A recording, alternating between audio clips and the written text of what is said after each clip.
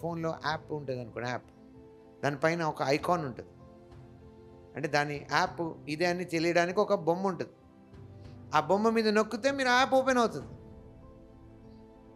కుమారుడు ఎవరంట? ఆ పైన బొమ్మలాగా.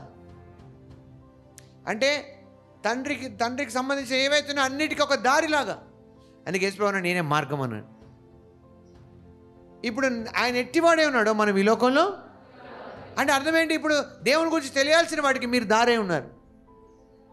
హలో, అంటే దేవుడు ప్రేమ ఎలా ఉంటుందో మీ ద్వారా తెలియాలి. దేవుడు ఎలా సహిస్తాడో మీ ద్వారా తెలియాలి. దేవుని కనికరం ఎలా ఉంటుందో మీ ద్వారా తెలియాలి. దేవుడు ఇలా మాట్లాడతాడు అనమాట అని మీ ద్వారా తెలియాలి. అందుకే బైబిల్లో మీ నోట బూతులు ఉండకూడదని, మీ నోట అబద్ధాలు ఉండకూడదు. ఎందుకున్నది అట్లా? ఎందుకంటే ఆయన అబద్ధం ఆడాడు, ఎందుకంటే ఆయన అలాంటి మాటలు మాట్లాడు. అలాంటి కుమారులు మనం, తండ్రిని బయలుపరిచే కుమారులం. చెప్పండి, ఆయన గుణగణాన్ని బయలుపరిచే కుమారులం.